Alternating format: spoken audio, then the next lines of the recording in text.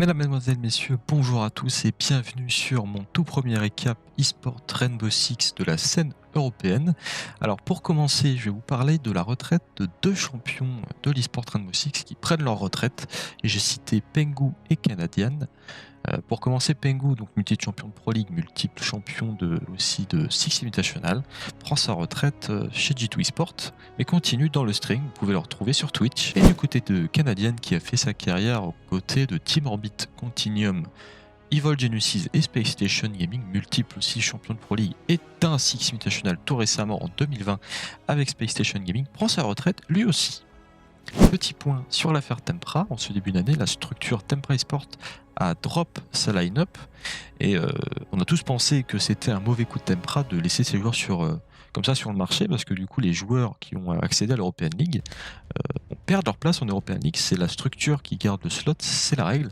Mais tout récemment, le staff de l'European League a écrit un message comme quoi la Tempra Esport n'a pas enregistré de line-up valide avant la deadline imposée, et donc Tempra Esport est éliminé d'office de l'European League. Petit point sur le shuffle, car vous vous doutez bien que ce qu'a fait la structure Tempra Esport a mis un petit peu de remue-ménage dans le shuffle de la saison 2021. Côté G2 Esport, donc comme je l'ai dit, Pengu qui laisse sa place à Kayak. Du côté de Trainard, donc la toute nouvelle équipe en lice de cette European League, se sépare de ses joueurs Red Groove, Erkari, Stiggy et Panface pour laisser place à Blaze et Noera, les étoiles montantes françaises. Le retour de Spark, qui était sur le banc de Vitality depuis un bon bout de temps, et l'ajout de Kaoxys et Dirza, tout droit sorti de la structure Tempra Esport, avec comme staff l'ancien staff Tempra, donc Tortank, Spoken et Milky Box.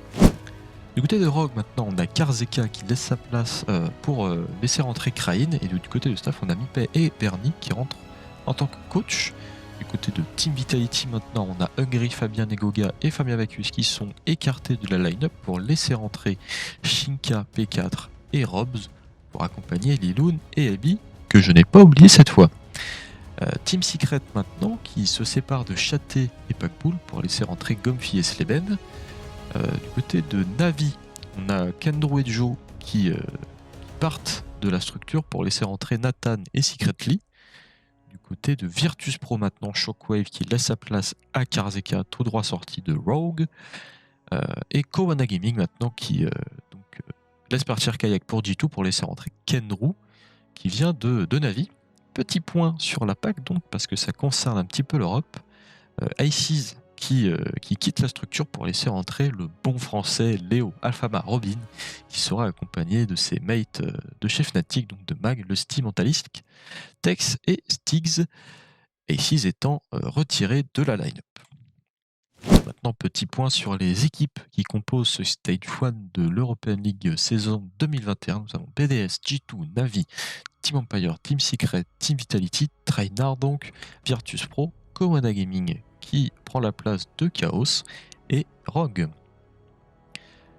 Alors maintenant, les résultats du Play Day 1 de ce jeudi dernier. Nous avons eu un match Trainard contre Navi qui s'est terminé 7-2 pour Navi. Team Empire contre Virtus Pro, 8-6 pour Virtus Pro. Le match du jour, Team Vitality contre BDS qui s'est terminé pour un 7-5 pour BDS. Rogue contre Kowana Gaming, Rogue qui s'est incliné lourdement face à Kowana Gaming, les tout nouveaux de l'European League, 7-2. Et pour fermer la marche, Team Secret contre G2 Esport, 7-5 pour Team Secret. Point classement, comme vous le voyez, on peut voir Kowana Gaming qui est au top du classement avec ses 3 points, suivi de près de Navi, BDS et Team Secret. Et pour fermer la marche, nous avons donc G2 Esport, Team Vitality, Rogue et Trainard, tous à 0 points. Mais bien évidemment, ce classement n'est pas représentatif de la saison, car il ne s'est joué après un seul jour de match. Petit point maintenant sur les overtime, car on a pu voir un match terminé en 8-6 ce jeudi. Donc la Draw League, c'est fini.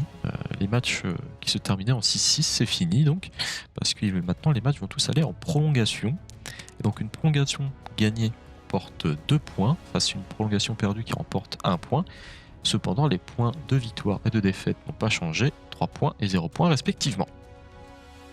Petit point maintenant sur le cast de l'European League de l'autre côté de l'Atlantique. Gio, la casteuse londonienne, a été écartée du cast Europe et APAC. pas de retour pour elle sur le Casse-Dex pour cette saison 2021. Petit point maintenant sur le planning de lundi de ce Playday 2 de l'European League saison Stage 1 2021.